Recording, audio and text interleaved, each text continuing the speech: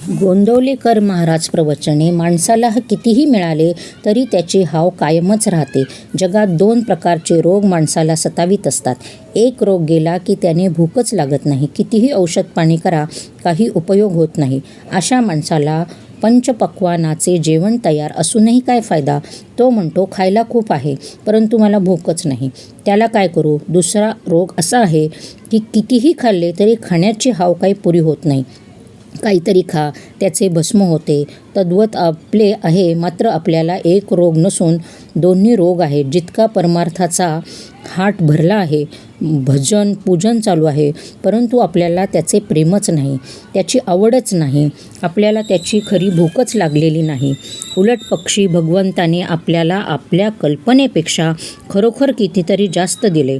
बायको, मुले, नोकरीधंदा, घरदार इत्यादी कितीतरी गोष्टी जी ज्यांच्यापासून सुख मिळेल असे आपल्याला वाटते, त्या गोष्टी पुरवल्या.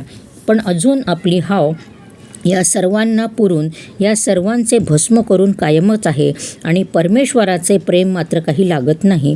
हे असे किती दिवस चालणार? आपण नीतिधर्माने चालतो.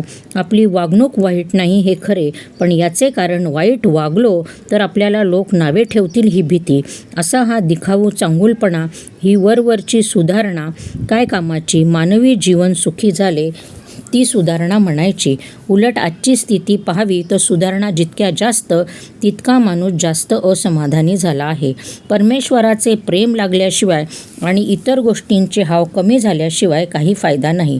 तीर्थयात्रा, पूजा, भजन ही परमार्थाची नुसती आठवण देतील, पण अंतरंग सुधारेलच असे नाही. आणि अंतरंग सुधारले नाही तर बाकीच्याचा उपयोग नाही.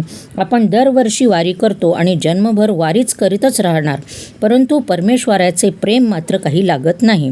खरोखर मनुष्याला किती असले म्हणजे पुरे होईल हे ठरलेले नाही. आहे त्या परिस्थितीमध्ये समाधान मानले की जे आहे ते पुरेल. परमार्थ समजून जो ज्याचे आचरण करील त्याला तो लवकर साधेल. अशा माणसाला प्रपंच सोडून जाण्याचे कारण उरणार नाही. मनात भगवंताचे प्रेम नसले तरी देहाने म्हणजे बाहेरून त्याची पूजा अर्चा करावी आणि त्याचे नामस्मरण करावे. पहिल्याने स्मरण बळजबरीने करावे लागेल, पण सवयीने ते तोंडात बसेल. याच स्मरणाने पुढे ध्यास लागेल. मी पूर्वीचा नाही, आता मी भगवंताचा आहे असे वाटणे जरूर आहे.